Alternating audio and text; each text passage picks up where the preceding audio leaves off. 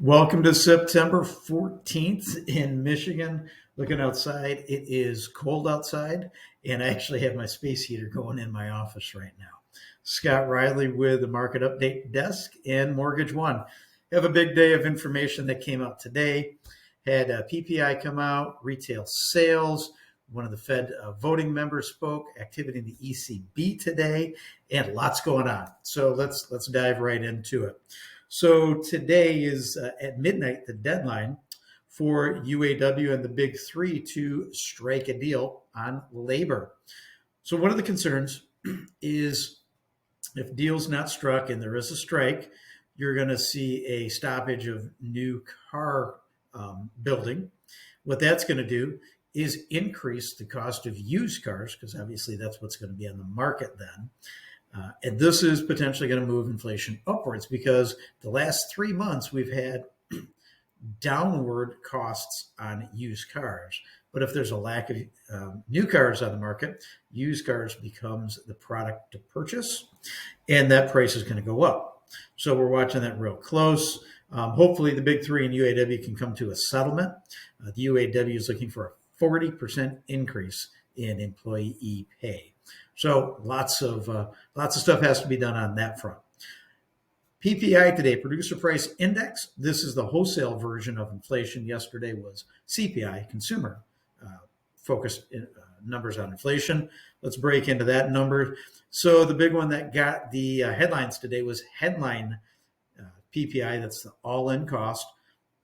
That came in slightly hotter than what the forecast was at 0.7%.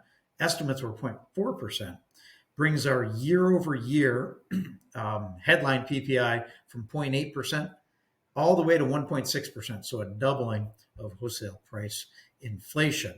Core inflation, core PPI, which strips out the volatile food, energy, that rose at what was forecasted, 0.2%, brought us year over year down from 2.4% to 2.2%.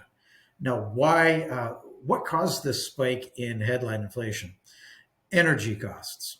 This is going in directly to gasoline, oil costs that have come the last 4 to 6 weeks. Saudi oil cuts. We've got today West Texas Intermediate Crude WTI spiked to a months-long high at over 90 a barrel. And then we do have Brent crude oil spiking also. So those energy costs, gasoline costs, flowed through to the headline number and gave us a hotter number than what we expected and what we were looking for. Caused initial negative in the market, and we'll go over in a little bit how the market's reacting to that. Today, Fed voting member John Williams, so a strong voice within the Fed, came out and said, I'm not saying that the job is done or that we're at 2.5% inflation, but it's showing us that there's possible that we're on the path to foreseeable decreases in inflation. So very, very dovish comments from a strong voice within the Fed. So that's very positive news. The bond market liked that. Today, internationally, the ECB, European Central Bank, raised their rate 0.25%. But the big part of that is the ECB president came out and she said, she hinted that they may be done with the increases. So those are very important words that came out there. Retail sales. This came in scorching at 0.6% versus the forecasted expected 0.2%. But if you look in and strip out transportation cost that include gasoline costs, then we only rose by 2.2%, which was exactly within line with estimates. Once again, that energy cost flowed through to not only the headline number, but this retail sales number also. And the trifecta of data today was job information. So jobless claims, first-time filers rose 3,000. and continuing claims were up 4,000 from the previous week. One of the reasons for these spikes was we once again had a short week last week with the Labor Day week with the filings. So very possibly we're going to see a higher than expected jobless claims for initial and continuing claims next week. The short weeks always give a skewed number, and the market's got to really dissect that. So we're kind of following that closely.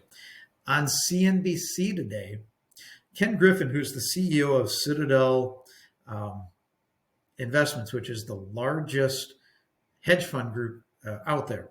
And they've actually been the highest return hedge fund group last year. He came out and gave some very interesting points. The deficit is at 6% of GDP, gross domestic product. When we started the year, the federal forecast was the deficit was only going to account for 3% of GDP. So this is causing and has caused some of the issues within inflation is the massive amount of increase in government spending. This directly comes from the IRA, which is the Inflation Reduction Act, and the CHIPS Act. What he was detailing was there are good parts to this legislation, but when you go into the details of it, there is incredible spending that's not related to chip manufacturing or inflation reduction. So this massive increase in government spending is not, his words were, is not sustainable. So hopefully DC, Washington, DC can start to hear these words and get control of spending.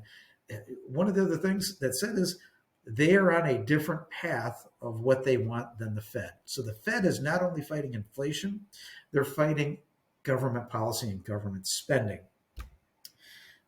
That's a problem. We need to get our house in order. So today the market is actually, thankfully, flat. There was concern with the headline PPI number coming out that we would take another hit in the 10-year bond. But right now we're sustaining. Mortgage-backed securities are only down 6 basis points. 10-year Treasury is only up 1 basis point to 4.26. So I'm seeing a path into next week, which is the big Fed week with monetary policy. The betting odds are we're going to get a pause or skip next meeting, which is next week. And then right now there's the Fed futures betting is a 44% chance that we will have a skip in the November meeting. So let's see where all this goes. We'll keep you updated. Give us a call to get pre-approved today, 616-293-2189. Scott Riley with the Market Update Desk.